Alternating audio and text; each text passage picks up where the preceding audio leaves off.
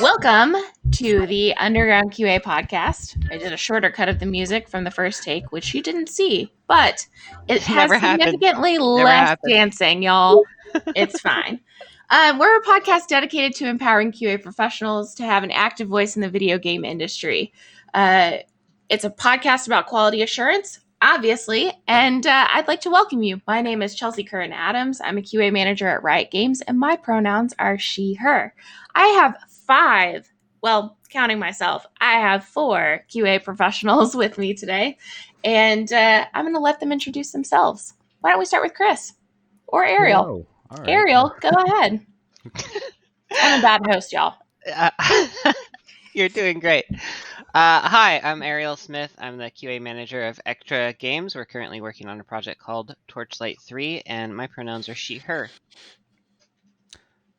I guess I'll go. Hi, my name is Chris. I'm a QA lead at Epic Games, and my pronouns are he, him.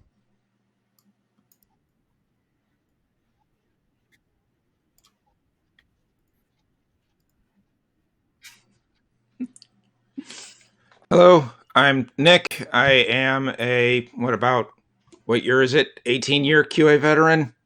Rock on. He, him. Awesome. Today we're talking about hiring and being hired in quality assurance, and we'd like to highlight the experience from both the applicant and hiring manager perspective. So you're going to hear perspectives from both sides, you're going to hear advice, and there may be some disagreement, but ultimately, when it comes to hiring, we think there are a few key areas that you're going to hear us talk about today. We're going to talk about applying, we're going to talk about interviewing, we're going to talk about what happens when you get an offer, and then we're going to talk about getting started in your new role very lightly. So some of these topics we're going to spend a lot of time on, some we're going to just move right through. Hopefully today what we're going to have is show you how to have a good experience on both sides. We're going to give you a perspective that you may not have heard if you haven't been on the manager's side before.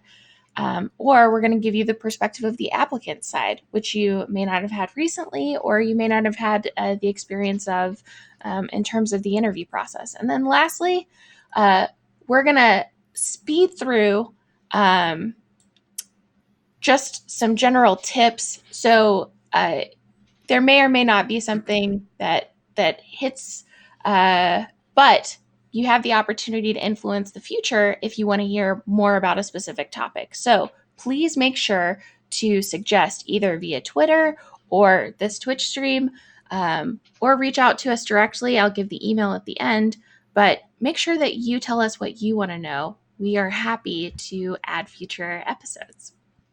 So we're going to start with a lightning round, friends. Are you ready? Ready. Totes.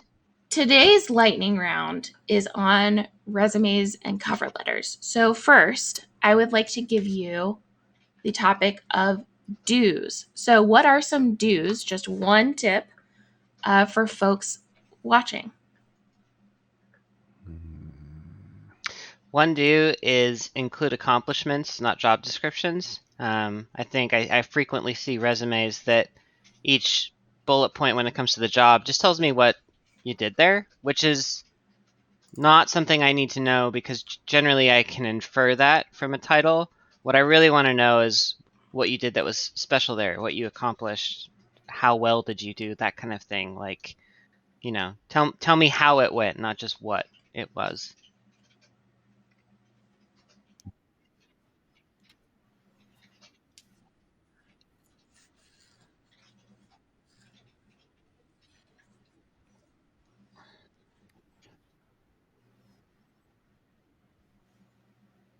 Myron, we are told that we cannot hear you.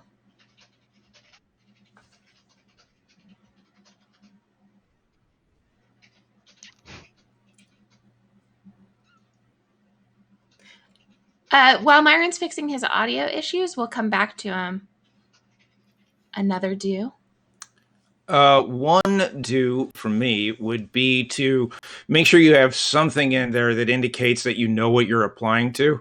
That could be something as simple as just including the position that you're applying to somewhere in probably the cover letter is probably the place for that, just so that it doesn't look like some carpet bombing application. That sounds good. No, that's a good I one. think my do is, since we're waiting on Myron, and I get to give a due since we're waiting, is is make sure your resume isn't 582 pages long. And I know, like, I don't want to say the rule of like one page front and back or whatever, but I do. I will say, like, please try to make your resume not so long that I'm as a hiring manager, reading a lot of duplicate experiences, reading the same sort of things over and over. Ariel mentioned it, but like accomplishments are very important. But that being said, I also don't necessarily need to know your accomplishments from college 10 years ago, or if it is really relevant experience in your college life, then please tell us. But even if your resume is a little light, there are some ways to help get some experience into your resume without putting every single thing you've done from high school and college. I'm going to take another because I haven't What? heard from Myron. I get to. Perks of Mad being with the host. power. Put your volunteer experience on there. I really do like to see that. It doesn't mean you have to put 17 paragraphs, but if you're involved in something regularly for volunteering, totally a good thing to list. Hey, so my do is can you guys hear me? We can. Okay, awesome. Sarah, can you double check and make sure? Sarah is our like test audience member who helps us. She's a mod. She's Lady Odd Duck. You'll see her with the sword next to her name in Twitch.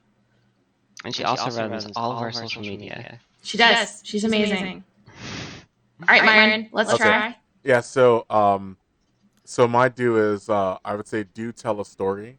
I need to get from I need to understand who you are, because ultimately I'm most interested in seeing and understanding how you're going to interact with the team, uh, to deliver success. So I need to understand the person. I would say even more importantly than the specific experience, I just need to understand the story. Like, what makes sense? What are the types of things that you excel at? What are the types of things you're interested in? So that when I'm having my interview, I typically do a reverse interview with you. I want to just understand what you're curious about as well. So we're getting echo again, apparently. Which that's no good. I've got to do, and I do. Please list what software and tools you're familiar with. Because if I'm going to bring you in and you've never used Jira before, I need to get ready to train you how to use Jira. So that kind of stuff. Understanding like, cool, what are you bringing to the table? Like, oh, this person has this tool experience that we're actually lacking. That could be a big boon. But at the same time, like if you don't know how to use Jira, all right, I'm going to need to teach them how to use Jira and process and terms and all that stuff. But that gives me an idea of who it is that I'm bringing in and what you can bring to the table at a real quick glance on the resume. Yeah, I think some things to go through from that. Do y'all have suggestions of types of applications? Maybe, Jira is a specific one, but do y'all have some suggestions of types of applications that might be good to list? Definitely game engines is super useful to whatever extent that you're familiar with them, whether that's as a user or as a tester or just like because each engine is very different and can have its own quirks. So like it's certainly worth mentioning if you've say you set up some of the automation tools on Unreal, or if you've made like a game for a personal project or something on an engine that we make games on, then that is super useful. Yep. I would say, in addition to that, any version control software experience, absolutely. If you know how that stuff works and you've used it before, that's a boon. Yep, agree. That could also be what people call code repository software, or it could be like Jenkins, for instance. Those sorts of things. Myron? Yeah, I was going to say, like, in addition to listing those things, like as a part of that story, just make it make sense. Like I want to know. I don't want just like to see a list. I want to see like a list of how you applied it in the context of the overall thing that you were doing. So it shouldn't just be like a bucket list. It should be like, hey, I did something I'm really proud of with X to do Y, and here's maybe what's the result.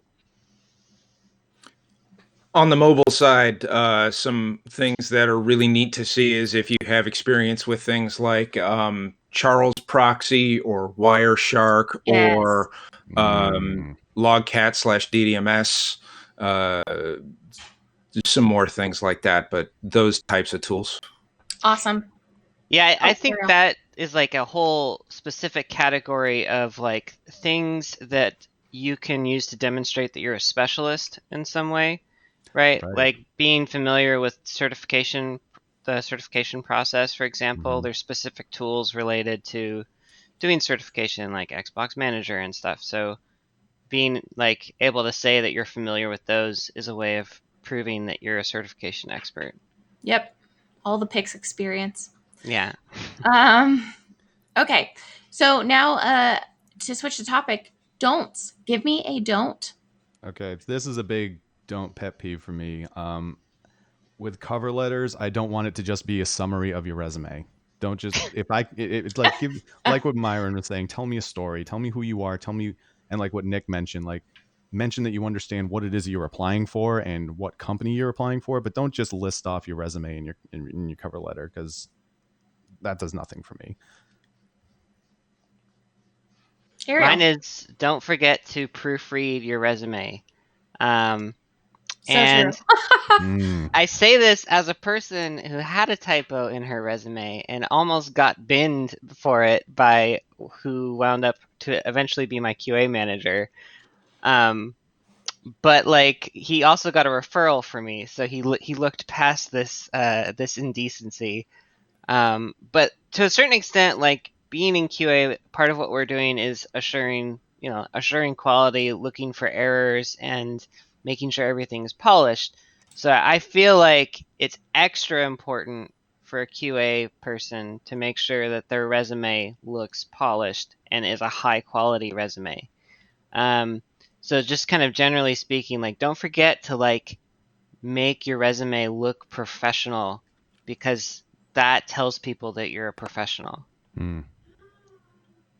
Yeah, super agree. You are a QA person.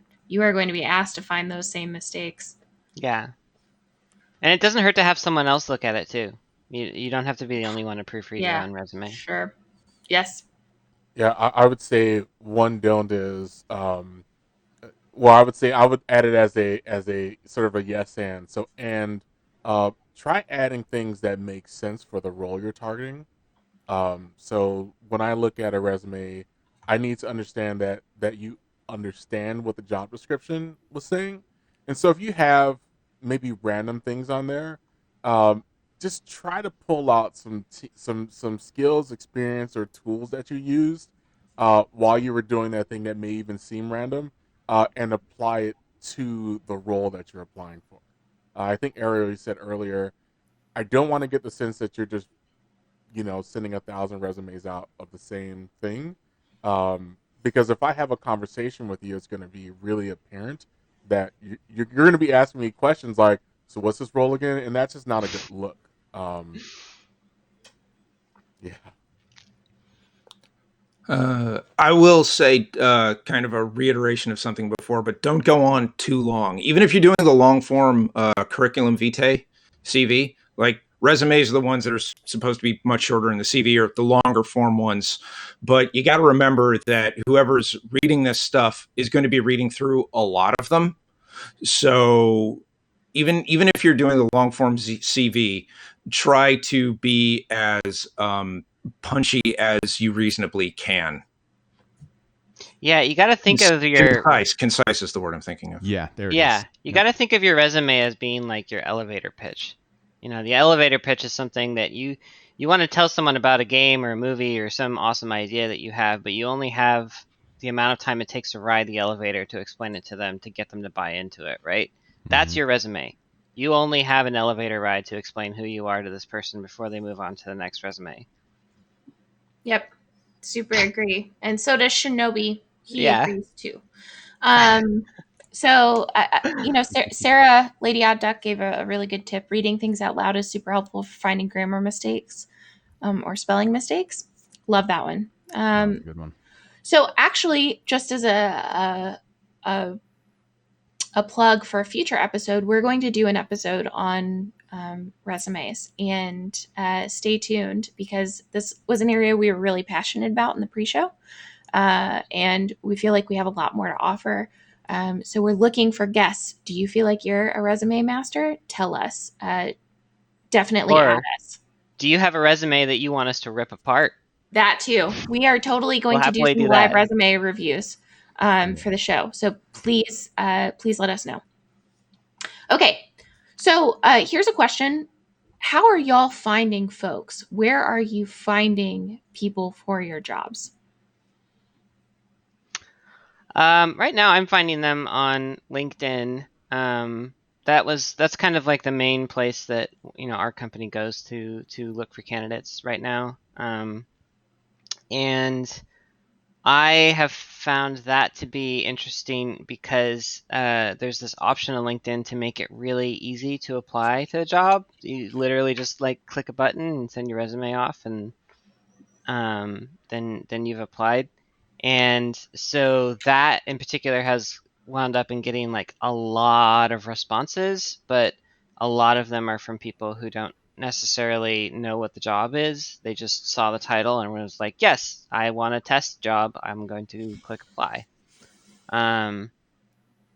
So there's a lot of noise on LinkedIn. But I have found some amazing people on there. So I wouldn't say it's been a bust. Totally. A lot of what I've been doing, as at least I've been on the other end of things, is through network and just people that I have worked with, saying, "Hey, you should check out this person for your job posting." Like if I know a place is looking for someone, not even just for my own place of work, but for other places I know are hiring, I'll say, "Hey, you should talk to this person. I've worked with them before, and they did a great job, and I know they would fit your slot." So that having that network of who you've worked with and have done, being able to just like be a good person to work with in general can be helpful with finding you that next job. Yeah. So far, the people that we've found, I've found confirmed that they were good through my network. Like people I would talk to be like, "Oh yeah, you should totally hire that person." Yeah, And I'd be absolutely. like, "Oh okay," but the initial referral is not something that's happened a whole lot for me. But it's also very random because who knows where people are going to be at when you're looking for someone. No, of course. It's like they say, it's not who you know, it's not what you know, it's who you know. But in my experience, it's a bit more like it's who knows that you know what you know. Yeah, that's a great I way like to that put adage. it. Yeah, it's a good one, Nick. Can you tell us more about what you kind of dig into that statement a little bit more? Oh, yeah. I mean, Ariel was saying you reaching out to people you know to verify stuff like that. Usually, if the video games industry in QA can tend to be fairly a lot smaller than you'd expect, so people who stick around, it's not uncommon for you to have like a couple of personal connections to anybody who's sticking around that has much experience, so you can just reach out to them and say, okay, they said this, can you tell me what they were like? Is this true? What kind of tester or worker were they? I mean, and you do get somewhat of a reputation, and those things can change. I've worked with people who were horrible, and I've heard through the grapevine that they got much better and awesome. But there's not much more to it, really. Myron, thoughts? Yeah, so I, my talent team typically uses LinkedIn, but networks are super important. Also, uh, however, when I look, I just look at the individual and I try to see what's possible, what the possibilities are in the candidates. Um, there are a lot of people that I've brought in that no one knew or no one understood, but I found I can get a pretty good read on the type of person they are. And so I tend to give people bring a wide variety of people onto the team, and typically do unique stuff Yeah. because of that. And I think for myself, the networking part is really important. I met Chris through my network by going to a game conference, so attend conferences. I met Myron through someone that I had networked with. Um, And I I met her at a conference.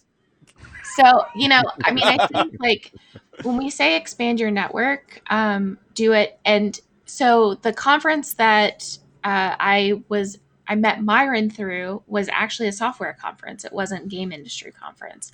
The conference that I met Chris at was at GDC. I just recently hired someone through a channel for the IGDA, and I think as an applicant, on my perspective, like also make sure that you are asking people about who you're working for. It goes both ways. um, Make sure that you're searching the internet for this employer. Make sure that you're asking questions about that kind of stuff. So it goes both ways. How are people finding you, and how are you finding out about the opportunities that exist out there too? All right. So let's talk about diversity. It's a hot topic, and having pretty closed off networks.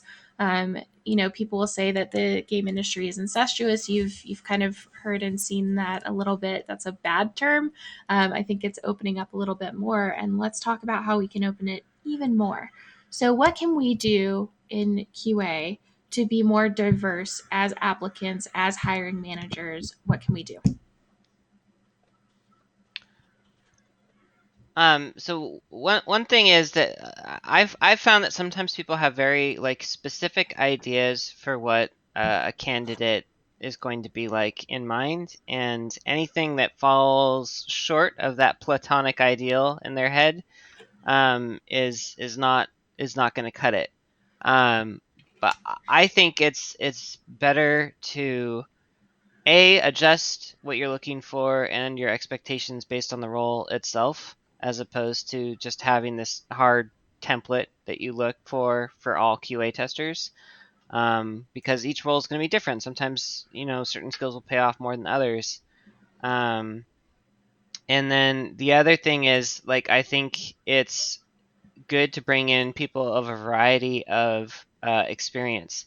I think some teams can get kind of in the habit of, we're only going to hire like the most experienced and the most senior people for this project, when instead, like, maybe you should bring on some fresh perspectives and some newer Yes. folks who are really like chomping at the bit and excited, and they want to learn stuff, because people who are green bring a certain kind of energy to the table that veterans just don't usually have.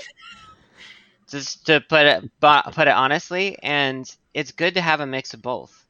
Um, but that's just one like spectrum of diversity is experience. Um, Yeah, and even that spectrum can go so many different ways. Like there's the experience like within and outside of the game industry. If we're talking about game industry in general, yep. like I've been hired as game industry QA, and I've been hired by places that aren't game industry from game industry. And there was like a speculation around that. Like I remember the interview where they were just like, it's like this isn't a games job. Are you sure you want to do this? And I was like, well, yeah, it's still like using the same skills that I enjoy doing, and just digging into something different and building up my repertoire. I would say, so the first thing is I would bring diverse leaders onto the team and allow them to hire people. And so the question that follows is, so that it's not circular. How do you find diverse leaders? There's something that they use in the National Football League, the Rooney Rule. A friend of mine told me about that, and they're like, look, develop an objective scorecard for who's the best candidate, and make sure that you interview an equal amount of diverse candidates as um, mainstream candidates, and may the best person win. And you will be pleasantly surprised at the level of talent and the perspectives that you get to the table. So my simple answer is, um, how do you hire diverse candidates? Well, you hire them. That's you do the thing. you You Just do bring it. them in. you do it. So like I was hiring like women engineers, senior DevOps engineers, and people be like, "How'd you find them?" And I'm like, "Well, uh, for in particular, women have like the most degrees. Like they're graduated from college, they're getting like all this education. They have the chops. They do. So you just put the job description out, understand what skills you need, and then just hire the person that can do it. Yeah. There, it, another sort of aspect of or a way to frame having a very neutral mindset like that is like when I interview people, I generally think of names and faces as this might sound a little weird, but completely interchangeable label, like completely arbitrary. It's just a label that separates here's this skill set and experience set and from another. You know, like Ariel was saying something about having this sort of ideal concept of a candidate in your head. My point of view, it has nothing to do with that when I'm trying to hire somebody. It's my whole approach, and maybe we'll get into some of that later, is to try to bring out, to give them opportunities to demonstrate their aptitude. And anything I see there, that's really what I'm looking for. Other stuff when it comes to, I don't know, culture or team fit or any of that weird soft stuff is only if like we think there's like some massive red flag that this person is just going to be a super unstable distraction to the team or anything like that. But other than that, it's just I want to know how what their aptitude is, and everything else is just what I use to separate one person from another. Yeah. Can I add more to this? So like so like on hiring it too, like look at your numbers. So if you do everything uh, and you have like 0.2% people of color and like 5% women on your staff, you're doing it wrong. So like the first step is look at your numbers. Um, and and and so like I want to be a little more provocative in saying that I'm not being neutral. I tell my talent team, hey, I've seen 3 white men. I need to see 3 women. Period. And I'm not going to hire anyone until then. And you can't make me hire anyone because I'm the hiring manager. And then based on the balanced scorecard that we've identified and we've used previously in the past to good result in candidates, we decide who has the highest score, and we talk with members of the team at different levels, and it's a matter of the team, the manager level, the director level, and the VP level of deciding this is the right person that can deliver for the client or the culture or the customers. But be specific, be aggressive. You should be able to tell your talent team, I have not seen any non-binary people in 3 years. Yeah. Yeah. I have not seen any women like come across my desk at all. And don't give me so like, and if your talent team interprets what you say as you just want to see a body, you can tell them this person is clearly not qualified for this role, for this job description. You need to bring me 5 more people. Yeah. Damn, Pretty Myron's. passionate about this. Yeah. I mean, I think Oh, it's good. important. I think, and I'm not just going like I don't think diversity is limited to gender and skin color or race. I think there are many ways in which video games has typically been non-diverse. Mm-hmm. Mm-hmm. It, think about any box, development aptitude, QA, all of those things. We are just now learning how to expand beyond what we've previously known. And You've got the unionization conversation, which is extremely controversial within video games. You've got the conversation about what role QA plays. You have people who think that they're just testers. Ultimately, what all of this boils down to is perspective and expanding your perspective. Um, there's a lot going on in the industry right now. It's very stressful, but reaching out and getting help if you're unsure of how to deal with things, I think is advice that we can give to every single person who's looking at to apply to jobs and in a position of power to hire for jobs. So please reach out to us if you have questions about this topic. It's a tough one. It's not easy. Yeah, honestly, hiring people is probably one of the hardest things I've had to do professionally. I enjoy going through the process with people, but I've made mistakes in hiring. Like I've passed on people I shouldn't have, and I've hired people I shouldn't have, and you know I've had to learn from those mistakes, but I also should have known that I wasn't going to get it perfect the first time around. But hiring is a skill, just like anything else. That like the more you do it, the better you get at it. And as long as you're thinking about it and not like just kind of taking your old process for granted. But yeah, it's not easy for sure. No. On both Interviewing sides. too, Yeah. right? So interviewing is a skill. Please practice it. Please reach out. I will totally spend some time helping. You can probably message us, and anyone will help. But it's okay to make mistakes on both sides. Some interviews aren't going to go your way. Some hiring isn't going to go your way. Part of getting better is getting better, right? And acknowledging and moving forward. So Exactly. Yeah.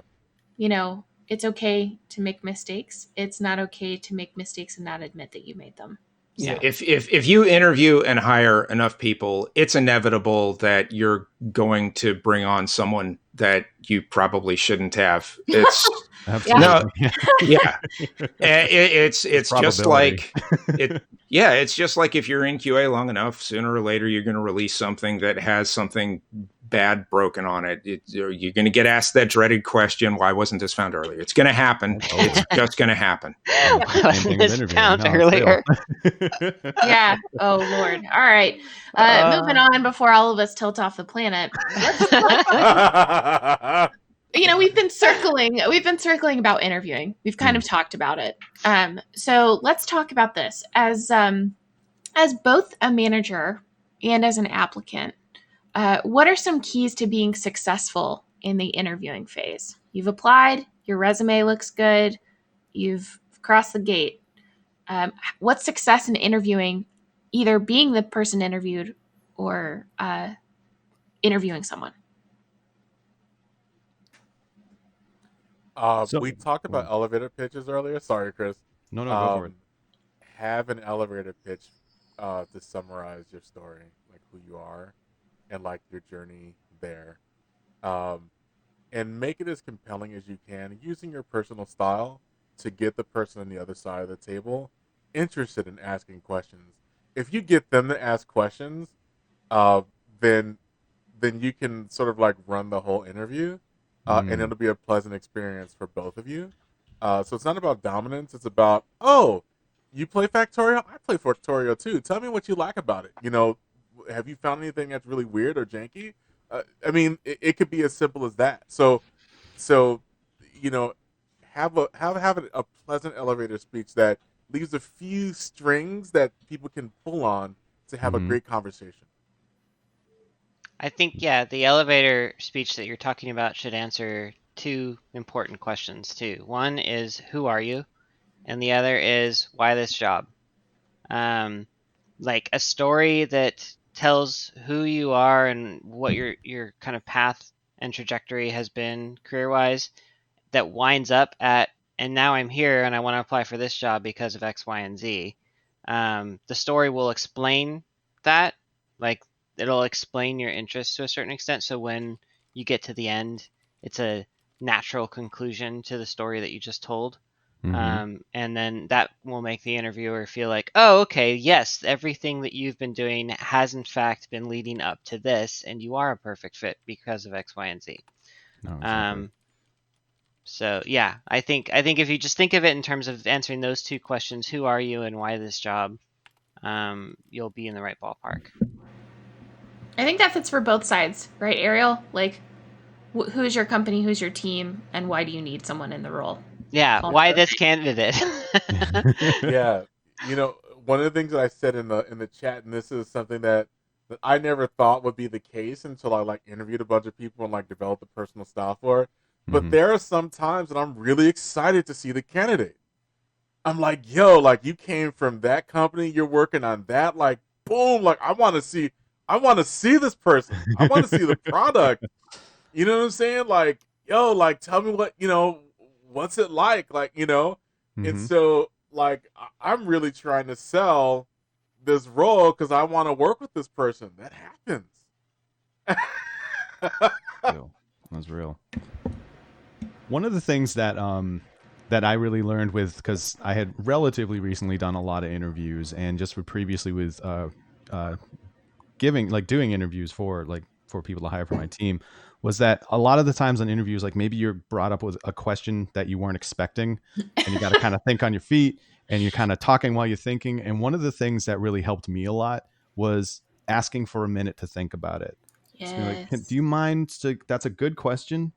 Let me think for a minute. And it's okay to take a breath, slow yourself down, because that adrenaline is just going to keep you going. Just like, I'm going to just talk a mile a minute. I'm going to talk right through this and then think about it while I'm talking because I'm filling dead space. It's okay to breathe, say, all right, I wasn't expecting this question. Tell them, hey, can I have a second? That's a good question. Think about it and then start forming your answer.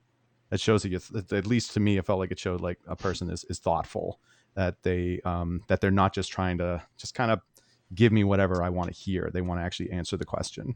Mm-hmm.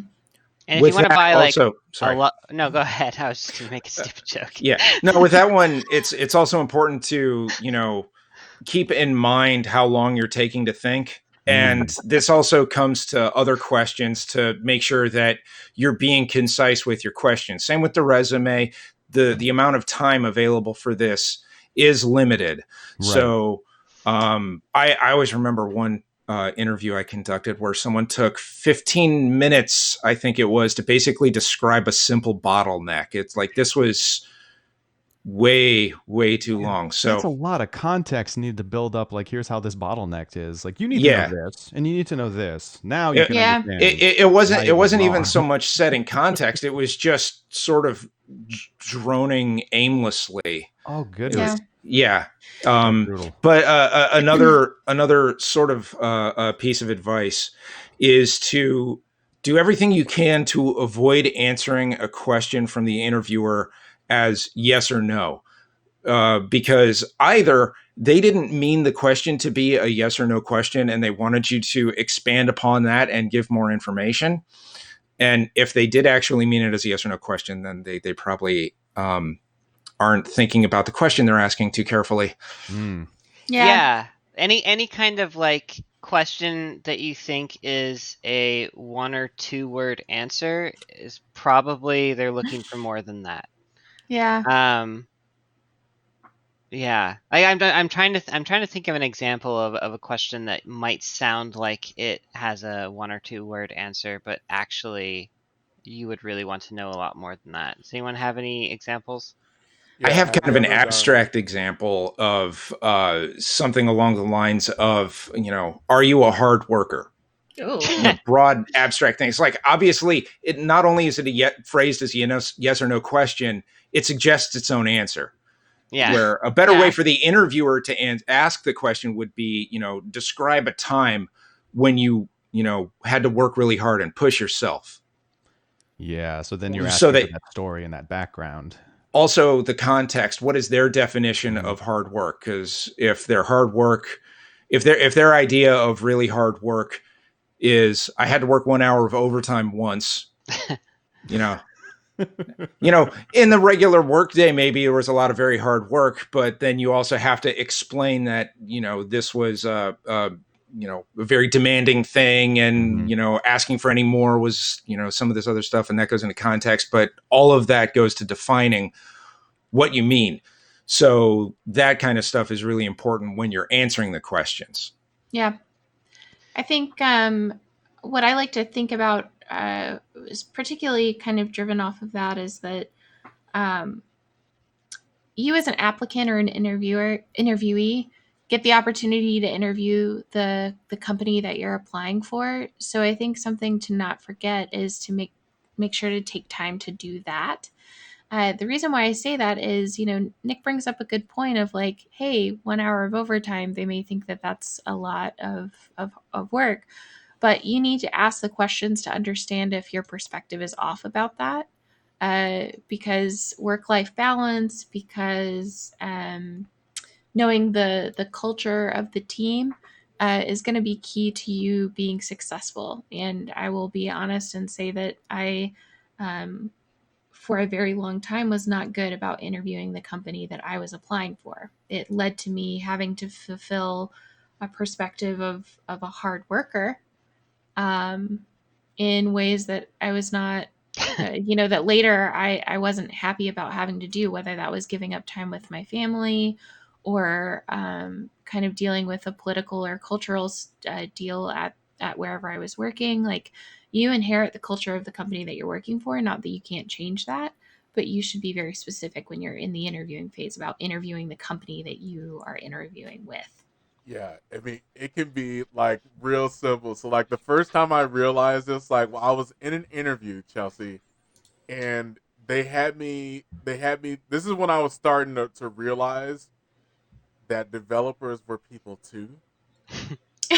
And it, I mean, I'll just be honest. So, I just transparently, I thought that they were the opposition for, let's call it, the first 8 years of my career. Sure. And I was in this interview, and they brought in one of the developers, and I was like, "How many hours have you worked this week?" You know, and he was like, "Oh, like 62." And What? it was like Thursday morning, Oh and I no. was like, This so is it not the can be as company for simple as me. that. Like, if you see something, like, as far as interviewing the company, like, it may look awesome, but when you get in there, look at the walls, look at how people like are presenting themselves.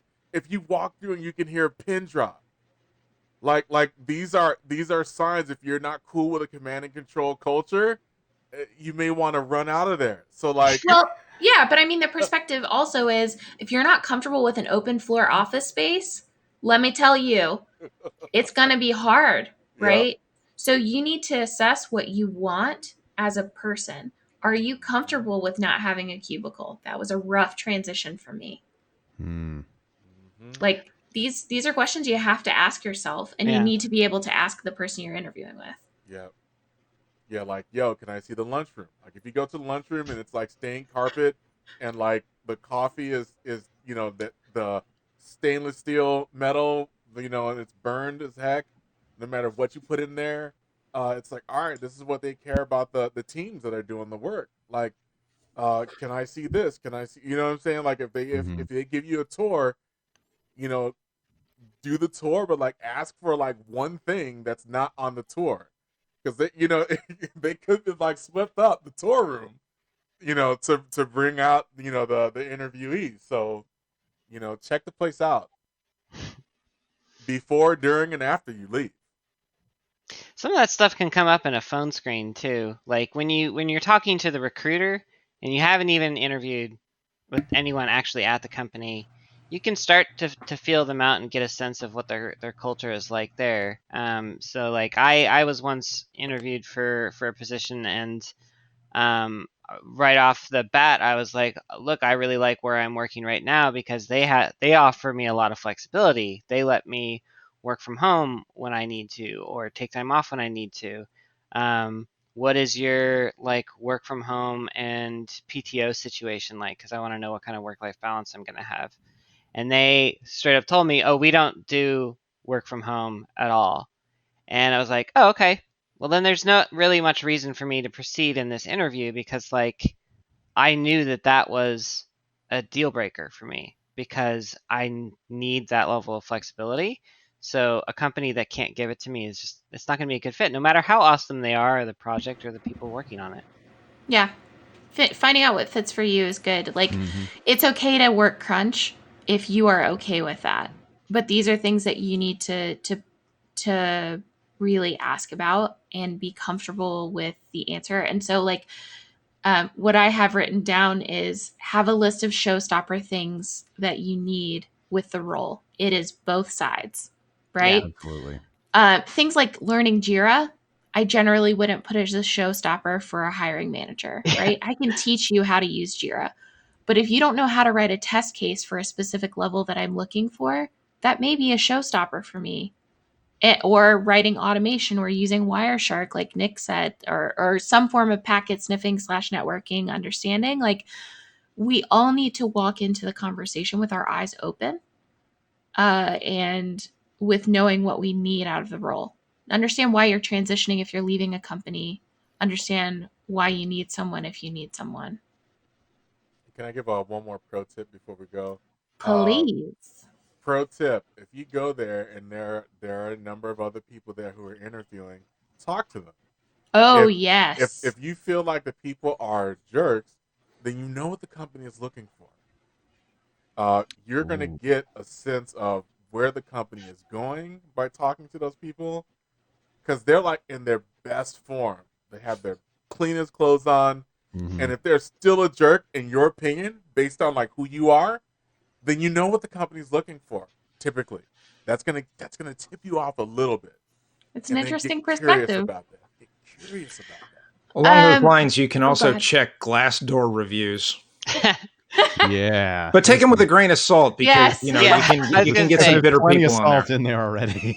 Yeah. But still, you can glean some interesting things from those. No, that's Yeah. true. There are some people that definitely do their glass doors like that are legit, and they give some really good perspective and constructive feedback, positive or negative. So that's a really good point. Yep. talk to people you know who work there too. Yes. That Or is one of the best ways to find out what a company's like. or Absolutely. find a friend who has a friend who works there. Yeah. Honestly, that is my favorite because my friends are biased. They Right? want you to Like, work with them. yeah, exactly. Or they don't. And that's Mhm. okay too. But maybe that's the thing. Ariel, you illuminated something about my life now. So yeah, I mean, I think finding a friend of a friend is a really good thing to do. Like, I might say to Chris, "Hey, Chris, can you put me in contact with your favorite engineer? Because I want to talk with them about what life is like at Epic." And I should be okay with that. Like, and Chris should say, "Absolutely, I'm happy to do that." If he's a little nervous about it, then I'm a little nervous about talking to the company too. So, as friends, if your connections are looking for people, please give them, because I literally would not accept a job without having a third party, like, trusted person to talk to. I do want to bring up a point in the chat room. Rudy says, I do not trust testers, and I'll just insert QA people instead of saying testers.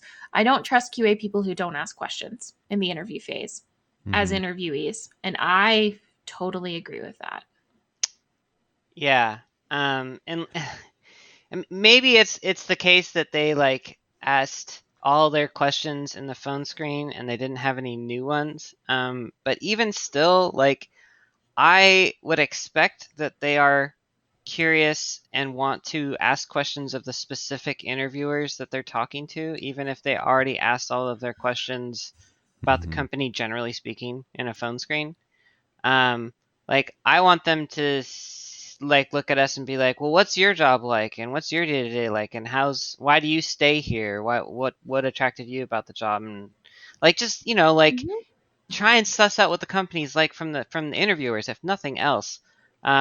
But sometimes they'll also, like, a great question I like to ask is, what do you think that the challenge is going to be for the person in this position? Because sometimes you'll get the same answer from like 6 different people that you're interviewing with that day, and then you'll be like, okay, that is clearly on everyone's mind. Yeah. This specific thing. So that I'm gonna, right there Yeah. is a really good point about just because you got the answer from one person, especially if you're doing an on-site and you're going to Yeah. go through that gauntlet of like 4 or 5 different panels of people, ask the same question. Yep. Yes. That's okay, because like you Yep. just said, like you're going to get potentially different answers from different people, and or the same answer and be like, oh no, this is actually like a big deal, like because they're all upset, for example. Yeah. That's a really good point right there. I got to point out. Oh, I'm go sorry. ahead, Nick. I got to point out that consistency of answers works the inverse around. Because if you are going through a gauntlet and there's several people interviewing you, and some questions get repeated, and you give conflicting answers, Yes, that is a huge red flag That's a on big the deal. interview Yeah. for the interviewer. But what I will say actually from that though is that it can be a huge growth thing, because so what I'll commonly see is like, let's say, hey, what was the biggest problem that you had on your last development team? And let's say it gets asked a few times. I think if you're going to change your answer, then say like, I was thinking about this, and actually my feeling, after really thinking about it, is this. And I love it when candidates will revisit answers even in the same interview and say, actually, I've been thinking about this. Um, I feel like my perspective has changed a little bit. That, to me, that shows a lot of growth. And so what I will say is, as a hiring manager, it is your job to say, did they preface this with anything? Did they mention that they mentioned something previously? Like dig into it as a hiring manager so that we can understand the context, because if they gave different answers, there may be an opportunity where someone said, well, I felt this way once, and I felt this way another time and this way another time. That's inconsistent. Maybe it was just an evolution of thought in the 5 hours of interviews. I do have a Yeah. quick funny story about this. We used to ask a specific question at a company I used to work at frequently, and sometimes multiple interviewers in multiple rounds would ask the same question. And the question was, what's your favorite sandwich, and can you tell me how to make it? And so in one interview, someone got asked that question in the first round and they bombed it. And then they got asked the same question in the second round and they like had it perfectly. And so when we talked about it in the post interview afterwards, everyone was talking about how like much different the two answers were. And it was kind of interesting on the one hand, because like you said, he clearly grew and like understood what the mistakes he made in the first one and then tried to correct them. Did but anyone look also, up the recipe? Yeah. Online, Better Homes and Gardens. This is my sandwich. I'm so curious how you bombed saying what your favorite sandwich is. It's not that he bombed amazing. saying what his favorite sandwich is. It's just like the goal is to see how well people can give instructions, right? Like how accurate, clear, and concise will their reproduction steps be, essentially. Right. Yep. Okay. And on top of that, if a question like that might just strike someone as so unexpected, at least the particular flavor of it, that the first time it's asked, they're just going to be so off kilter that they give a terrible answer. And then their mind is just going to iterate on it after that. And then you ask them again, they're going to have something much better.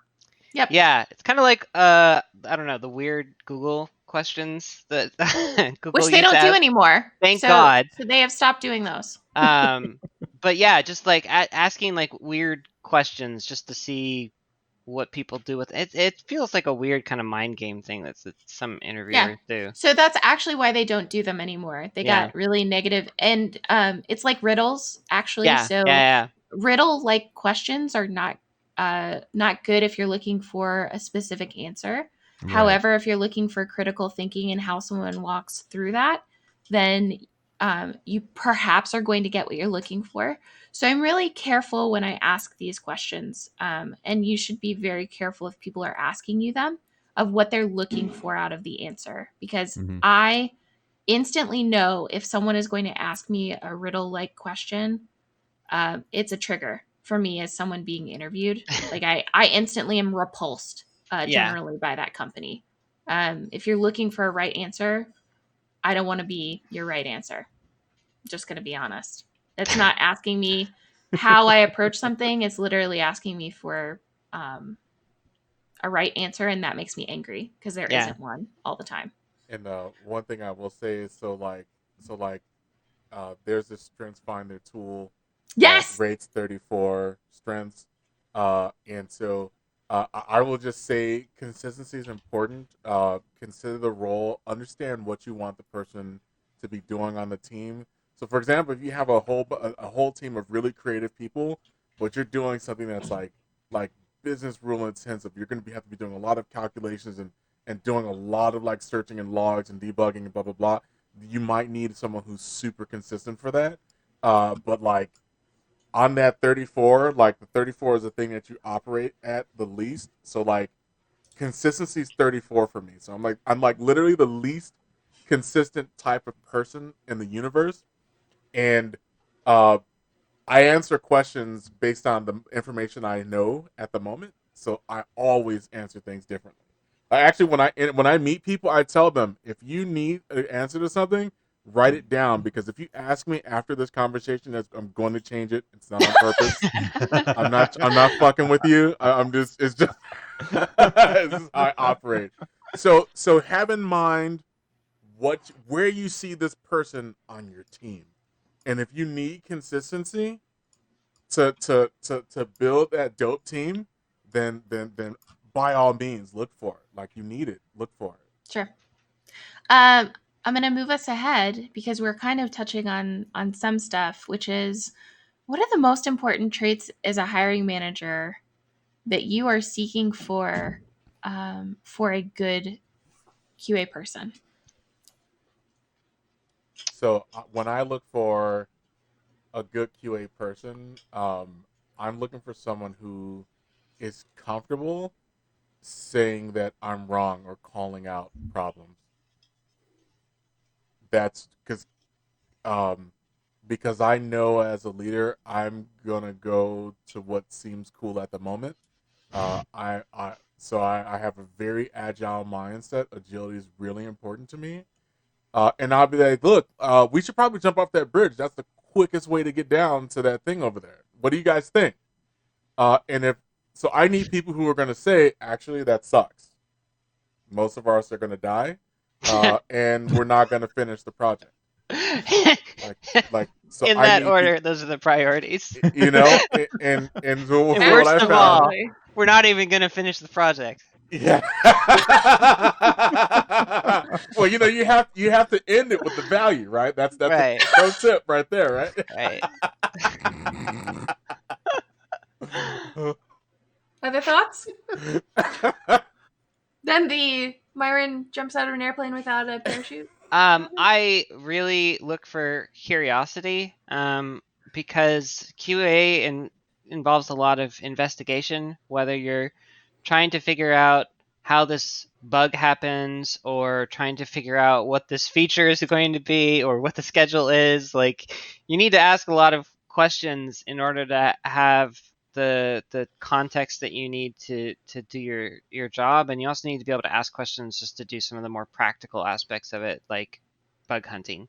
um, so I like seeing people who are curious, and what that usually means is that they ask a lot of questions in the interview process, and they will ask a lot of scoping questions. So if I say, here's this test that I want you to take, I want you to write a set of test cases for this situation, then I'm hoping that they will stop me and ask me a million questions about the situation because they want to make sure that they understand exactly what they're trying to do before they move forward.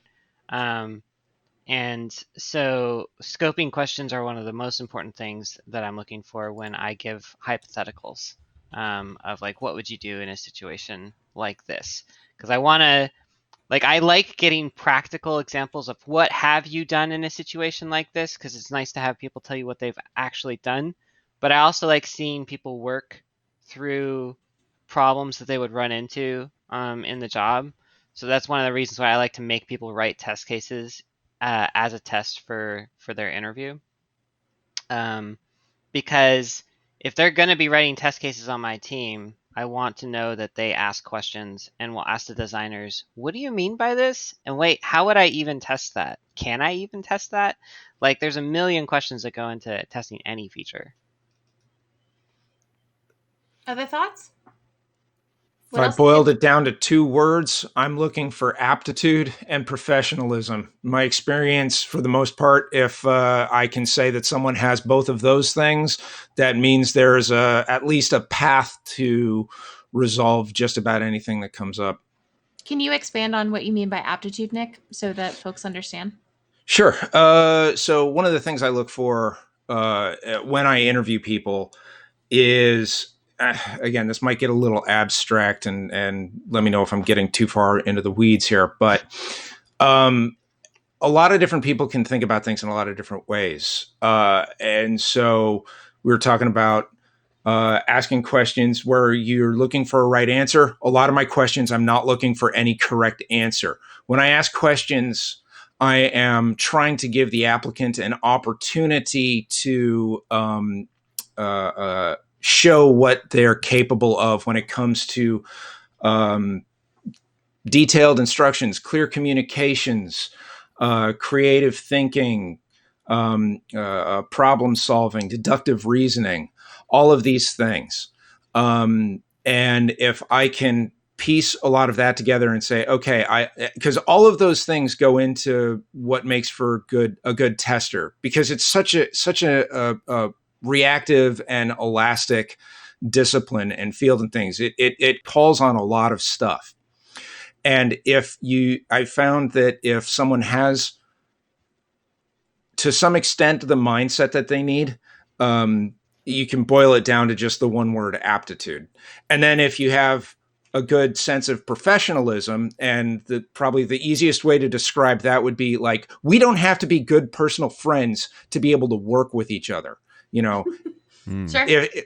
If everybody's a great friend, great, bonus, but it shouldn't be a requirement. Yeah. And so if you have the ability to work with different kinds of people, that is just the boiled down minimum version of what I would consider to be a good professional attitude. And so if you can put those two things together in someone, that, again, in my experience, that means there is a path to solve most problems that could come up. I like it. Either in terms of work duties that need to be done, or stressful situations, or other interpersonal problems that might happen, or what have you.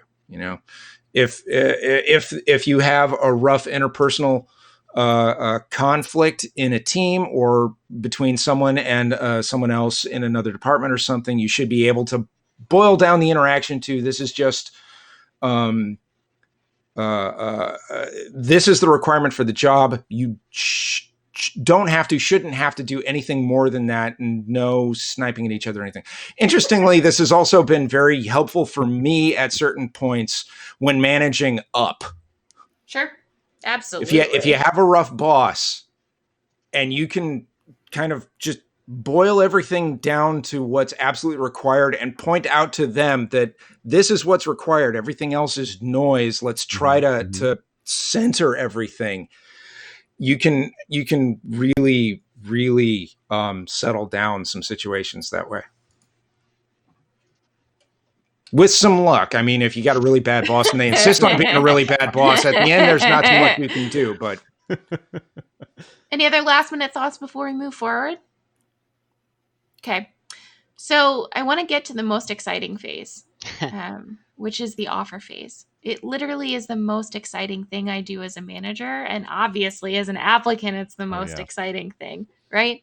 Absolutely. So what I want to take, though, is a really specific perspective, and I want us to all put ourselves in the shoes of the applicant for a moment, because every process for a hiring manager once we get to the offering phase is different. So let's all move to one specific perspective here. What advice would you give to an applicant about the offer phase? Ask for $5,000 more than you want to make. Yeah, that too. You can never ask for more, but you can always settle for less. Mm-hmm. But Don't in all be afraid to say seriousness, no. ask for more money than you like genuinely want to make, because I think that you might get surprised and they might give it to you. You might be like, Mhm. I'm gonna Mhm. ask for this amount. There's no way they're gonna give. Oh, they're giving it to me. Oh, wow, okay. Like, you don't know. But also, like, sometimes companies will try and talk you down a little bit. So if you're like, I know I need to make 70,000, right? Mhm. Ask for 75 or 80 or even 85, because that way, like, if they just out of habit try and talk you down, then at least you're starting from a higher place. Yeah, and then that would bring you back down to where you know you're okay. Yeah. But Hopefully. don't ask for like the bare minimum it would take for you to take that job, because you Mhm. can probably get more than that. Yeah. Also, ask about benefits. Your Yes. compensation isn't just the money that you're paid. There's going to be Absolutely. value everywhere else. Yep. Make sure you Perks, understand the not just entire profile. yeah. So from an American perspective, I want to make sure that when Nick's probably meaning perks and benefits. So it's both things, right? It's not just the insurance. It's, am I getting free meals? Am I getting a gym stipend? All of those things, right? Some of these things are very American centric, because this is all where all of us are. Well, except for Myron. But I was just recently having a perspective, like a conversation with someone in Canada, and I was like, oh, for your contract workers, you don't have to worry about insurance, right? Whereas if you're in the US and you accept a contract role, asking a question about insurance is a really important question Yeah. to ask. Yeah. Like contract workers, just to pivot on that a little bit and tangent a little bit. Contract workers here actually get vacation days. They get holidays, like 4 weeks of vacation plus, and they get actually access to pensions and like 401k equivalents as a Yep. Pensions. contractor. Yeah, Wow. yeah. So we have a question in the chat room that I want to bring up before we move too far off the topic, which is, won't it affect your chances? E.g., two candidates with, let's say, equal value, but one is expecting, let's say, 5K and another 4K. Wouldn't it make sense for the company to choose the 4K candidate? Well, I mean, it kind of depends. But I would say in a case like that, if I were the hiring manager, I had two candidates, I liked both, but I had a specific budget in mind, then I would tell the 5K candidate, like, look, this role pays this amount, and we really like you, and we're totally on board to hire you, but it's going to be for this amount, because that's the offer. But if they were actually, it's an odd question, because if it's hard to say when people are like actually just 100% dead equal in terms of being viable candidates. There's usually something that makes them different from one another and sets them apart, because human beings are just too different to be like identical. Yeah. We Yeah. don't get to the offer phase with two candidates at once. Yeah, that's what the I other was thing. thinking. So like, we generally would not have, I would, as a hiring manager, I don't know the difference in the $5,000 person and the $4,000 person, because they, like, for my company, we separate that. As a hiring manager, I legally do not handle pay. And it might be a California thing, but like, I generally I never ask questions about pay. And it is for that specific reason. I like that factor, because I don't know the difference between someone who said, like, hey, they're having a conversation with an HR person before this, where the HR person is handling the pay side of things. So like, um, that makes it less biased for me to even get to that. But we would never have two candidates in offer phase usually for a role, the Yeah. same role. Yeah, and Exactly. So I was just gonna say, Gifton, if you find out that, for example, you and your best friend apply for the same role, and you know that they've given both of you offers, and the organization is making decisions like that, then would you? I mean, I wouldn't want to work for that organization. Yeah. Yeah. I mean, that's Nick, pro tip. If you find that out, get out. Yeah. Yeah, that feels a little Nick, underhanded. what were you gonna say? Yeah. Oh no, I was just saying it's exactly true that generally, at least, different places are going to have different workflows with this. But when you're making an offer that's like the last step, generally in the selection process, so you're not making an offer to two people at the same time as a decision point between those two applicants. Once you release the offer letter, you know that is basically you will have this job, or at least any place that has a good, good corporate citizen attitude. Once they give you the offer letter, you have a job there if you accept. Yeah. I think that's and I'd also say, like, if it's a difference between 4 or 5K or something that's within the realm of what you would have to negotiate, that's the point where you're negotiating, and this is a point of making counter offers to each other. And if you're making a small counter offer and the employer like cuts you off completely because of it, instead of saying, no, this is what we can do, this is still the offer, if they're not going to engage in good faith like that, then that's another one where you just want to get out. Yeah. I will say, like, don't feel like you have to counter. If you feel like you got exactly what you wanted, you don't have to counter. It doesn't show strength to me for you to be like, well, I want X. If you really are comfortable as an applicant with what they gave you, that's fine. Do not feel pressured to counter, but do not give on negotiation, right? It may be your dream job, but if they're not willing to pay you for the market value, if you can't actually live in the place where the company is. Yeah, good segue into cost of living as something that you need to use to figure out how much you should be asking for also and how much to negotiate for. Geography matters. Absolutely. I'm sorry, you mentioned a dream job. It brings up a topic that's kind of struck me before. Don't let employers take advantage of your enthusiasm. Yes. Oh yeah. Yeah. It's like the video game equivalent of getting paid in exposure. Like you're getting paid in exposure to the industry. I don't know if any of you have read any of those Alex St. John pieces. Oh God, yeah. No. Anyway, that's a whole other can of worms. Yeah. So, Rando, you were mentioning cost of living, which it's a really important thing. I made the move from East Coast to West Coast, and the cost of living increase was a 30% cost of living increase. Now, what do y'all think if I'm moving to a cheaper market? What should I expect? That's exactly what I did.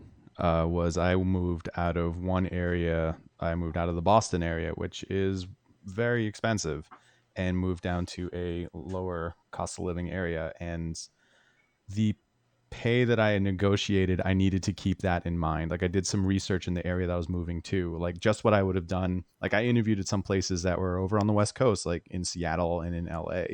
And I wanted to see, like I saw the cost of living, like, oh, I would have to look for this amount and this amount. And in order to live okay and find an apartment that I could live in, especially like I'm married, so my wife would be coming with me, and we'd have to figure out like, okay, we'd have to be probably just on my pay for a while before she got a job and all sorts of stuff like that.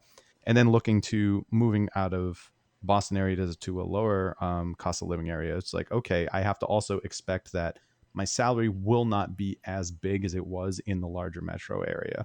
So I need to kind of compensate for that and then negotiate from there. Yeah. Good things. It was a fascinating thing to have to think about. Like, okay, if I go here, it's going to cost this much. But if I go here, it's going to cost this much. But then this will be lower. And just weighing those out versus the jobs that I was applying to. Yeah. So this is another thing that Glassdoor can help with too, just to see what other places in the area pay for similar positions. That's a very good point. Very good point. Like looking at other developers, whether in the game industry and out, just to see what they're doing in those areas. Good point. Ariel? So Gifton was saying, as a candidate, sometimes I feel like I should even tell them what my expected pay is. In my head, I get questions like, will the company think I'm too greedy? What does a hiring manager actually think? So when I'm going through this as an applicant, I like to walk the recruiter or the hiring manager through my process when I'm talking to them about pay, right? Like, I'll say something like, this is the neighborhood of pay I'm making right now. In order to consider switching to a different company, I would need at least X amount in order to go to where, in terms of a difference, in order to move to where you are, I would need some kind of moving bonus or something like that to help accommodate like the cost that it's going to cost me to move. And so with all of these factors in mind, this is the salary I'm looking for. Because at the very least, you can demonstrate that what you're thinking is perfectly reasonable, even if it's way higher than what they might be expecting for the position. So sometimes companies will be like, you know what, like this person is asking for more than we budgeted for this position.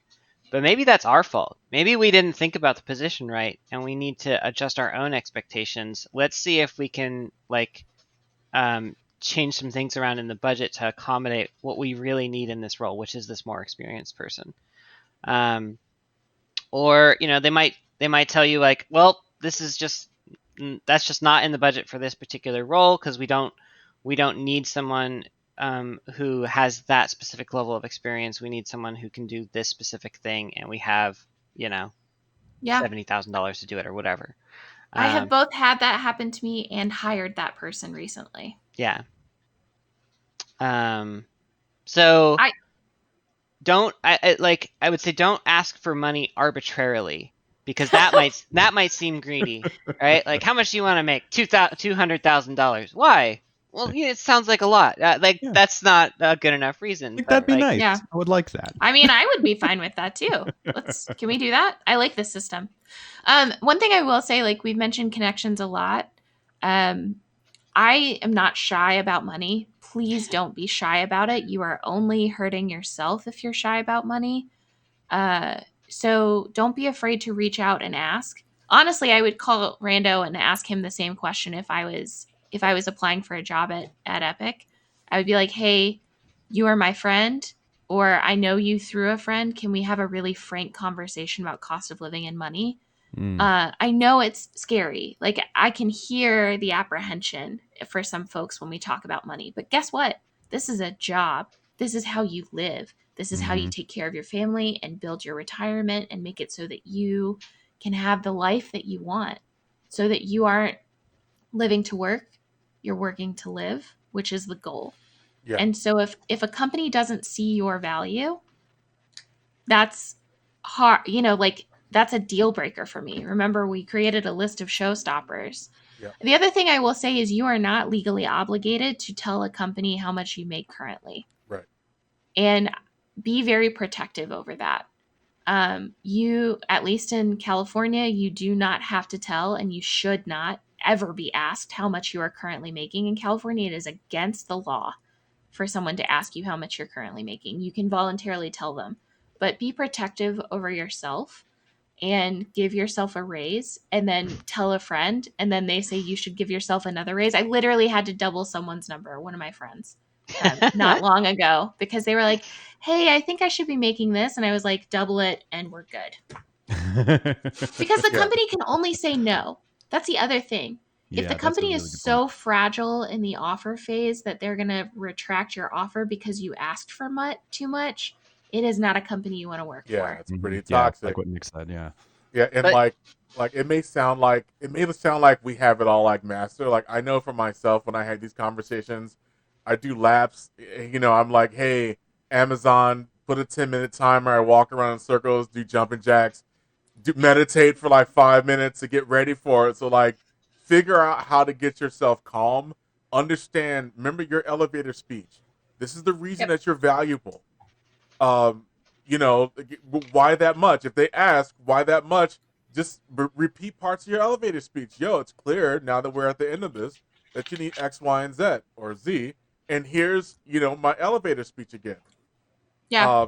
I can't handle you. Get yourself ready, Yeah. I mean, I think like, companies, I've never asked anybody, why should we pay you X amount? I have asked people like, why do you feel like you would want to work here? And what I'm looking for in that answer is like, how have we ticked your showstopper box? Not how are, that thing. Also, I walk into it with a salary range. Again, I don't deal with this now, but in the before times, when I did deal with money, I had a range. And so based on someone's experience, you're placed on a spectrum. And let's say it's a quarter system, right? 0%, it's a percentile, right? 0%, 25%, 50%, 75, 75th percent, and then 100. And 100 is the cap of that role. And then you come in and you interview, and I say, well, based off of, let's go with myself, like based off of Chelsea's aptitude in the role and based off of Chelsea's experience, this is how I feel in terms of the percentile that someone is geared for. And so it's not a thing where the pay range for a role is $0 to $1,000 an hour. It is that for a quality assurance engineer at this level, my pay range is $50,000 to $150,000, and I get to place you on the spectrum. Does that make sense? Here's another question from chat. Have any of you ever hired or interviewed someone who wanted to transition into QA from another department? Yes. QA to other departments is the norm, but as someone who graduated in design who is genuinely interested in QA, now I'm trying to suss out how I'd approach this in an interview. Okay, so go ahead, Rando. I am actually that person who was in QA, left QA, and then went back to QA. Same. So I have interviewed going into QA as from previously being an audio engineer / sound designer. And it is, the questions I would ask were really like making sure that I wanted to leave behind the stuff that I was doing before. They really wanted to make sure, like, are you sure you want to do this? You sure you want to come back to QA? Like, you were a sound Why do they designer. do that? They just really wanted to make sure that my heart was in it and I wasn't. I get it. Just doing it. Like, I was a same product thing owner. happened to me. Same thing. Same thing. They just wanted to. Are you sure about this? This is because it's odd. But you're a producer now. What are you doing? Yeah, exactly. It's Well, just like, it may not be that though. Let's honestly think about it from another perspective. Sure, absolutely. Which is like, it could be that they are worried that you are confused, you're not happy with what you're currently doing, and you're just going back to what you feel like is comfortable. Yeah, that's a really good point. Yeah, like I've had people ask the question, well, what's the catch? You seem to have a lot of interest, and I just want to, like, what's the catch? Mm-hmm. What? It's like dating deal breakers sometimes. Yeah. Are you catfishing me, Myron? Are you catfishing me? He absolutely is. Okay, so here's the thing. There are some times in your career where you're going to take a pay cut. And I did it. I've taken a pay cut twice in my life for really important reasons. The first reason I took a pay cut was because I wanted to transition into video games. And quite frankly, video games was not willing to pay me what software development was, but I wanted that for my life. Mm-hmm. And I was financially able to do it. Mm-hmm. The second time I took a pay cut was because I did not like the job that I had. I could not mentally function in that role, and I took a pay cut. So the first time I transitioned, I was transitioning from a product owner to being a QA person, and I took the pay cut, right? Like, I knew that was a thing. So what I would say is, if you're really passionate about it, be prepared to take a pay cut if it is like morally and values wise the thing that you need to do. The second thing I will say is, you aren't always going to take a pay cut. You may actually transition from a role that paid you less to a role that pays you more because of demand, because of the market, whatever. Because of your special skills that you had in that department. More of a specialized person. Exactly. Yep. Quite honestly, like, you may end up getting paid more in QA in some specific roles because you have design experience. Because you could be a manager, or because you could move into a different situation. So my advice here is, find someone you can talk to about money, who knows the role, who knows the area. Honestly, y'all, please reach out. If you have questions about QA and money, I'm happy to talk to you. And I think anybody here would be happy to talk to you about it. Yes, because absolutely. There's a situation that we have moved ourselves out of in the past 10 years as game QA, which is literally where people started out making minimum wage. And that's not to say that you don't need to start out making minimum wage, but people with 5 or 10 years of experience were still at minimum wage. And we have gotten out of that world. QA is financially viable. It is a great, I make plenty of money to live in Los Angeles comfortably without a roommate. This is a world you can live in. You just have to be willing to negotiate for yourself. Yeah, I mean, I think you will struggle to leave the minimum wage bracket if you're not looking outside of contract QA tester jobs. You For really, your first experiences. like those, yeah, those are fine places to start. But like once you've done a couple years of contract QA jobs, like it's time to start looking for something like more permanent, because that is not a viable long-term career, right? Like you need to transition and start doing something else. You can always move back to contract and make some money later too. Yeah. Yeah, there are plenty of people who do that. On alternative pupper, one other thing I would suggest is, because, so this is specific to you. You said that you graduated in design, but you're genuinely interested in QA now. Something that I've run into a lot as a manager is people who graduate from game design schools and then were told by their schools, you should try and get a job in QA because it's a great place to get your foot in the door. And I get tons and tons and tons of those applicants. So if you're genuinely interested in QA, I think something you could do would be to demonstrate that somehow. Like if, for example, you were to go get ISTQB certified, right? You could then point to that and be like, hey, not only did I go to game design school, but I realized that I was really interested in QA. So after I did that, I did this other thing that's QA related. And so now you can see that what I really want is a QA job, and just demonstrate that you're moving in that trajectory, like instead of trying to continue on this other design path. But yeah, creating a QA portfolio like that can be things like going to conferences, giving talks, doing podcasts like this, for example. This is actually a part of my career development, is doing this and doing the conference is something I've talked to my supervisor about. Writing fake test cases. I like that idea, honestly. Because like there are ways that you can prove that you are good in QA, and just like an artist would prove that they're good at their art. And so if you can do those things, then you can stand out from the other candidates who are strictly saying, I went to design school, now I'd like my QA job that I get because I did the school thing.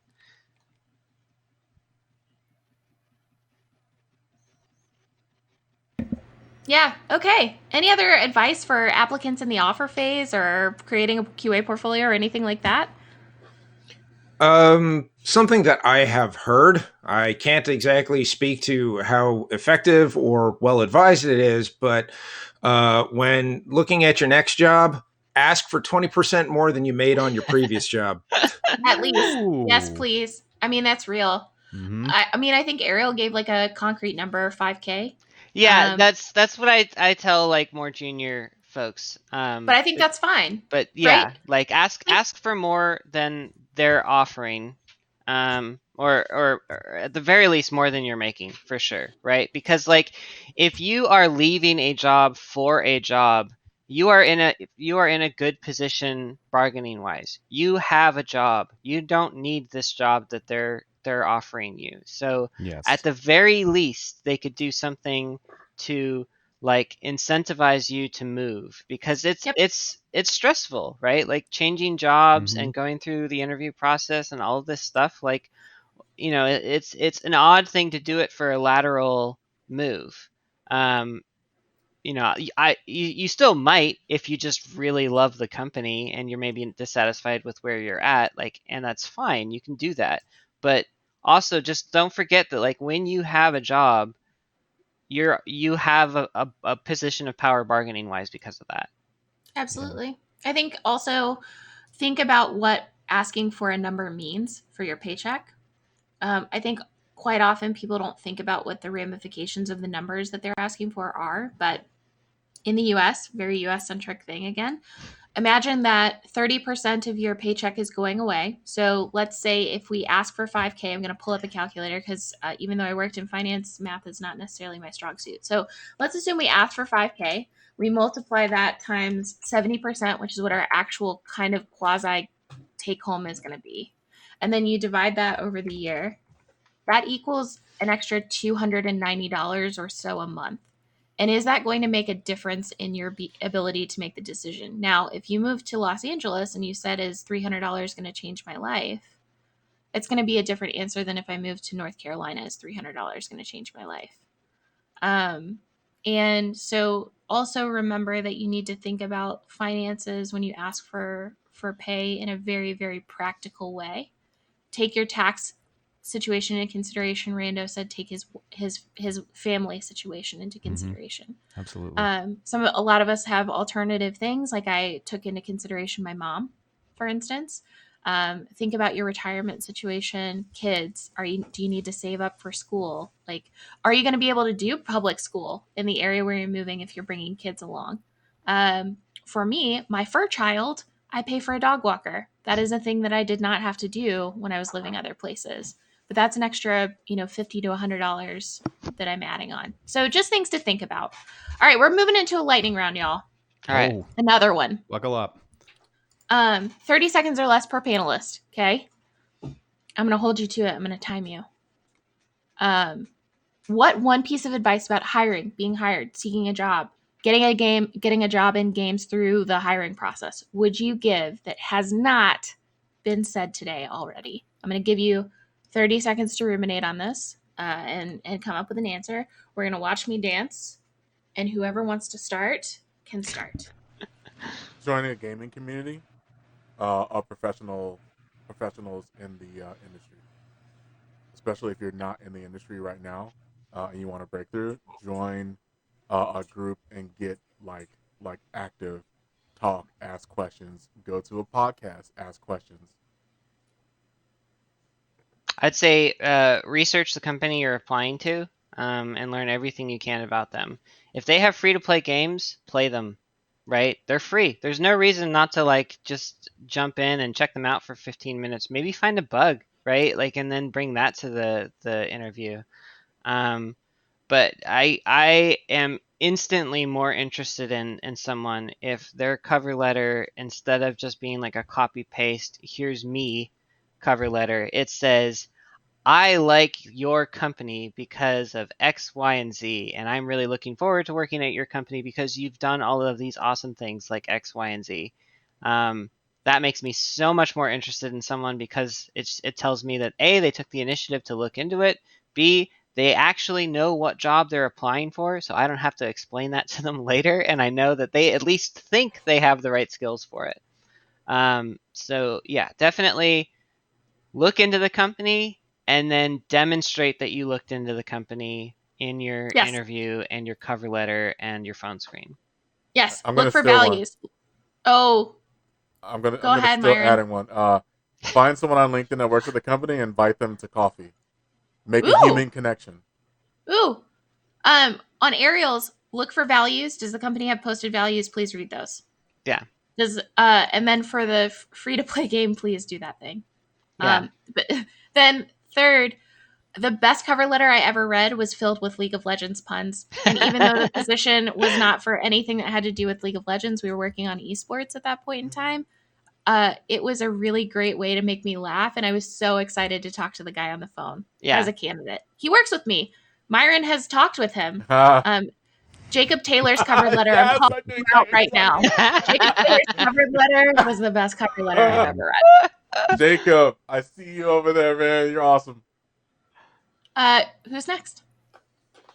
The interview process is nerve-wracking and stressful, and I mean it's your livelihood and ability to support yourself that's on the line. So, but it is also a skill. The more you practice it, the more exposed you are to it, the more calm and collected and confident you will be and can get. You're going to make mistakes along the way. It's okay.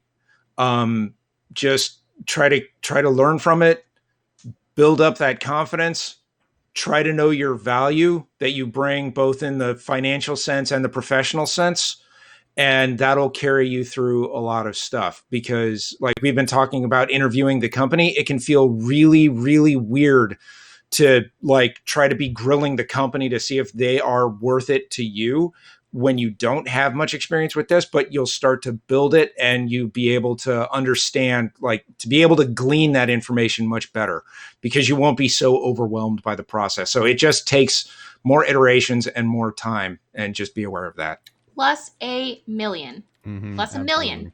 Like there's nothing to add to that. And I would like to build on that a little bit. Like after you have your interview, even if it's a phone interview, take a minute to kind of reflect on what just happened. Like, what did you feel went well? Like, if there's an anecdote that you use in order to answer a specific question, did you execute it the way you usually do? Did you get the reaction you would prefer? Did something not go well? Like, oh, maybe this anecdote actually isn't a good idea, and I'll use a different one and expand on a different one during another interview, just as an example. But do a bit of reflection post interview.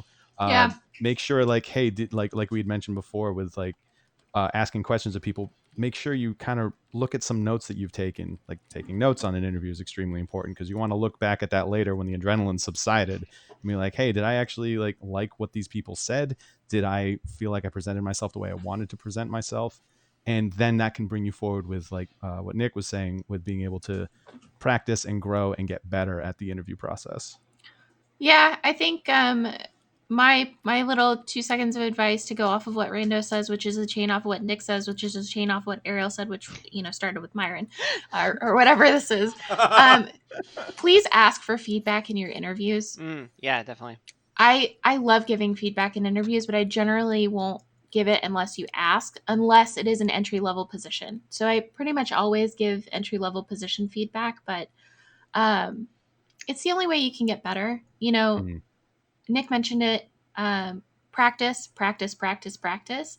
I actually don't get very nervous in interviews, either conducting them or going to them anymore, because I've just done them. And I also, quite honestly, I feel like I know my worth. And so for me, at least the initial interviews, I don't get super nervous about them because I'm like, I'm walking into this and I really hope they like me, but I'm not selling myself. I'm not selling myself.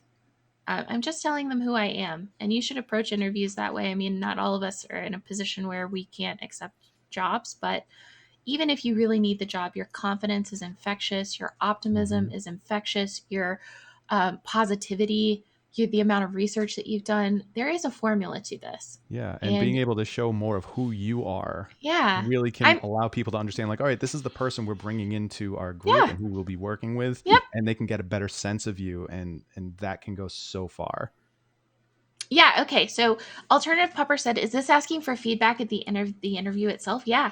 Like, okay. Hey, Myron, can you give me feedback on my interview and how it went? Yeah, I think it went really well. Like the actual thing. No, I'm just saying, just like in general. Like like I'm so like if I got asked that question, like I would do exactly like that. Like I'd be like honored. I'd be like, oh yeah, cool. Actually, like and I would give something. Or if I couldn't, I wouldn't. I would let them know, hey, look, I can't about this thing, blah blah blah. I mean, you can at least say like, hey, yeah, earlier when you were talking about like your approach to writing test cases, I really liked what you said there. Like there was definitely some interesting stuff that like I hadn't even thought about, which was great. But there was also this other answer that you gave, and at first I was kind of taken aback by it, but then when you kind of walked me through your thinking, I started to be like, okay, well I can kind of see where this person's coming from. But some feedback I would give you is from my perspective. This is my take on it, and just try and like make it a natural conversation. But definitely ask the interviewers in the interview, not the recruiter after the interview. So wait, the other interesting thing is I once had someone ask me for feedback, And I gave it to them, and it illuminated that I didn't understand what they were saying. And I say me because we're human, right? And communication is a thing. And I got to spend an extra 5 minutes with that person, which literally put them through to the next phase. Yeah. Because they were like, oh, that's not what I meant. Yeah. And they were able to kind of display more aptitude, like Nick has mentioned a few times. So asking for feedback can literally save you getting the job. Yeah. You can't like make those clarifications and corrections once the interview's done. But if you find out that they misunderstood you before it's done, then you can totally like, revisit it. But like, I would also try and say, like, try not to like argue with them about it. Oh, that's not going to leave a good impression. Well, I mean, I think, but you can still explain what you were thinking. I think like it also gives the opportunity to walk away and learn something. Mm-hmm. I told someone one time, please go check into a glossary of terms, because while I'm not super hung up on like test plan versus test case versus whatever, like they just literally didn't understand the difference between any of them. And the conversation was really rough, really rough. I'm fine if you get test plan and test case confused. It happens to all of us. I'm fine if you don't understand risk assessment, the document. But I need you to be willing to go and look into those. They applied for a job 6 months later and got it. And so like, just be willing to ask for it, get the feedback, and go. Yeah, and a lot of companies, they may not want to be mean. I'm sorry, this last thing. Companies may not be being mean by not sending you written feedback, but just in general, like I know at least in Illinois, organizations can't actually give referrals, so they shy away from that in general, giving any written feedback or referrals or information about individuals at all. So companies have regulations, and they take a stand in their policies and their standard operating procedures where they typically will not send you written details about you. Yep. Makes sense. Can't keep those records. Not legal. Okay. Another piece of advice when asking for feedback. Sorry. No, it's fine. Please. I'm excited. I have had people ask me questions along those lines, but be mindful that you don't phrase them in a way that it sounds like you're trying to box in the interviewer to explain what their decision with you is going to be. Yeah. If you just say like, so how did I do? Oh, no. That's less helpful. Yeah. Yeah. Honestly, that's very real feedback. And it's probably going to make them shut up and not give you anything, because if they say, hey, you did pretty good, and you get the impression that, oh, I got this in the bag, but you were like the second out of 20 people being interviewed, there's so much more road to go that, basically you don't want to give the impression that that's what you're asking. Yeah. Real feedback on real questions. And if you feel like a question went rough, reference that specific question. Hey, I've had a hard time with the test plan conversation. Can we talk about that one? I just want some feedback on it. Mm-hmm. So, pay attention, monitor your own feelings. All right. Let's wrap up, friends. Let's do it. I would love for y'all to give me a plug of something that, oh my goodness, I can't wait for this plug, because this is a good plug. Yes. So I just recently published an article with a colleague of mine named Changing the Quality Conversation, Agile Delivery for Digital Enterprise. I'm so excited about this because my quest is to elevate quality and the delivery profession in general. I believe that the future is, amazing teams that work together to deliver amazing products to production, and this is a part of changing that conversation. So I am going to link that in the. Thank you, Sarah. All the links. Yes. Super excited. Check it out. Next. All right, fine. I'll give mine. Nope. My plug is for there's an organization called Ministry of Testing, and they are hosting a conference they call Test Bash, and they are doing the first ever Test Bash home. It is a 50-pound / like $65 conference. It is 24 hours of talks. They are awesome. They are in a range of topics, and I want to plug that because this is the cheapest conference you will ever ask your manager to go to. That it wasn't the Underground QA conference, but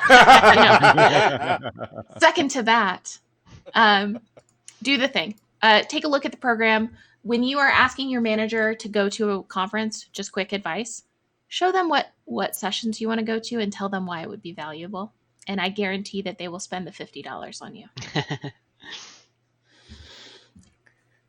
If anyone wants to see any other stuff that I've done, I have had. I haven't made anything new in a while. Articles and podcasts through Enthusiacs. That's ENTHUSIACS. You can find podcasts in various places. That's the URL, enthusiacs.com. You can find my stuff under Behind the Line articles and Behind the Line radio podcasts. Mm-hmm. Someday I may make more.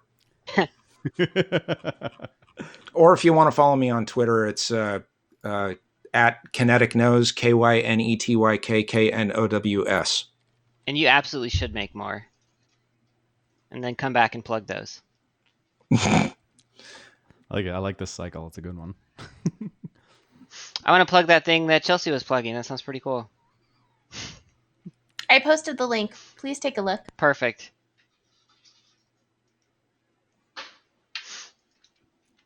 I don't have anything to plug. That's not true. What about what about what you guys did this week? I was gonna say, have you been watching any good TV shows that you can plug? I don't know if any of you have got a chance to check out the Travis Scott concert, but it was pretty cool. You should check out videos of that. It was a fun thing to be part of. That was amazing, by the way. The team definitely busted their butts on that one. It was pretty crazy. It was amazing to watch. And Ariel is working on some pretty cool shit. Oh, am I? Just yeah. You are. Yeah, no, I'm honestly really, really excited to see how our release this year goes. Torchlight 3 is currently in a closed beta, and we're going to be launching sometime this year. Vague promises. Hand wavy. No, like our CEO gave an interview and he said publicly that we are not launching at the beginning of the year and we are not launching at the end of the year, but we are launching this year. And that Can't was wait. As specific as he was willing to get. That is a time frame. So, to close out today's show, I would love for the bug of the day to be Nick's story. Nick, tell us your bug story. All right. So this is, well, for some people out there, this would be old school. For me, I guess I'd call it mid school. But the original PlayStation 1 driver, You Are the Wheelman. Incidentally, I'm probably the only person in the world who, when Grand Theft Auto 3 came out, I looked at it and said, hey, look, that's a clone of Driver. But I believe it's the third or fourth mission in that game. You start in a car in a driveway. Like, the idea is you have to drive this stolen car across the city, and you want it to stay in good shape, so you can't take very much damage. In this game, the police, when they see you and they start chasing you, if you do something to upset them, it's very simple. They just ram you and try to wreck your car. Problem with this is, like, if you're not moving, you don't take a whole ton of damage. So if you just sit without moving at all in the driveway, eventually a police cruiser will patrol by, see you, and you're in a stolen car. If they see you, they'll aggro on sight. Mm-hmm. In this mission. One of them will just veer off the road and just start grinding into your front right bumper until it wrecks itself, and your car's still fine. the trick is like that car, the police cruiser is still kind of going into the road a bit, and other cars keep hitting it and wrecking themselves. And this keeps trailing back and back and back. And you can hit like R1 or R2, I forget which one it is, and rotate the camera 90 degrees to the right. This is before you had the universal R2 to control the camera for everything. Mm-hmm. This was before you had the R or R3. This is before you had the thumbsticks. Yep. God, those controllers. Yeah. But yeah, you rotate the camera 90 degrees to the right, and you can see this trail of wrecked cars start to trail off and go over a bridge next to over a river that you're actually kind of facing at the beginning. After about 5 minutes of this, when you're looking to the right, you see a car just sailing through the air. Oh God. And I never went around to prove it, but I think it impacts one of the buildings on the block that you start in. That's amazing.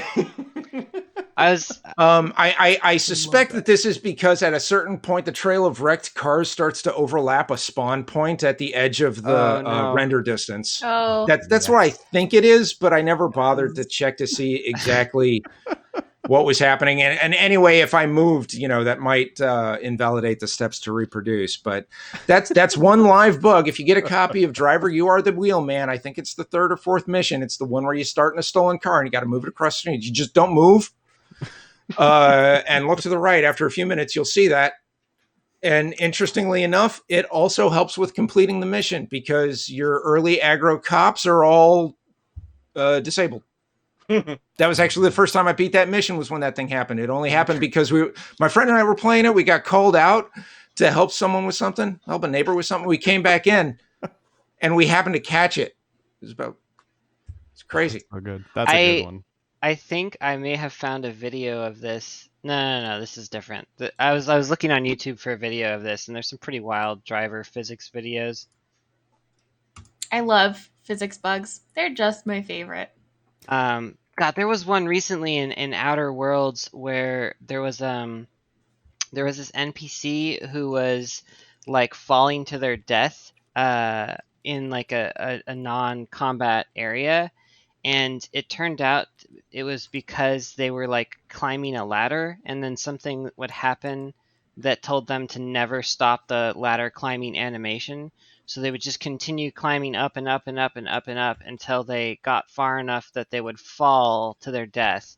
And this was like, there's a huge problem in Outer Worlds because if your NPCs die, you can't like bring them back to life on the higher difficulty. Mhm. So people were just like randomly losing their NPCs because they would climb some random ladder to their death. I remember seeing that was a good one. So, I'm going to toss a video that I found this week and shared with the rest of the group into chat because it's my favorite. And then I'm going to close this out by saying that's it for today, folks. I want to thank Chris, Ariel, Nick, and Myron so much for being on the podcast today.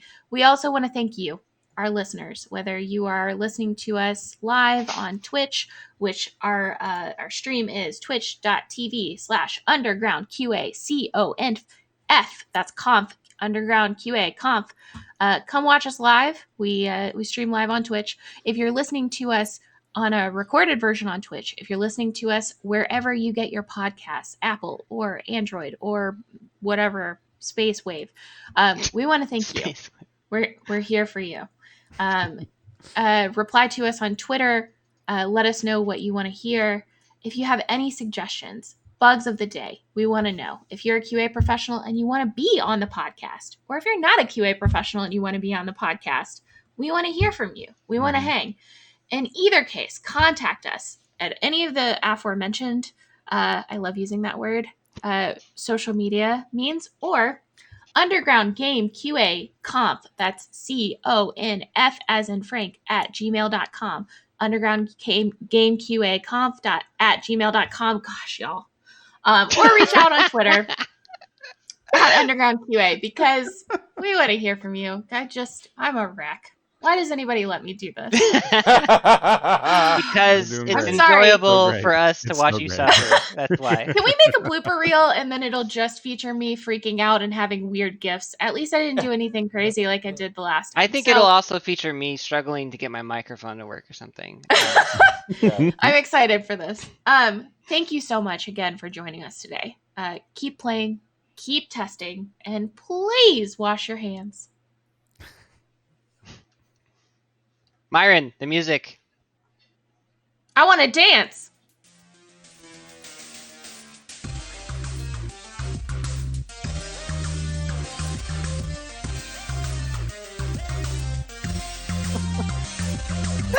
Bye, everyone.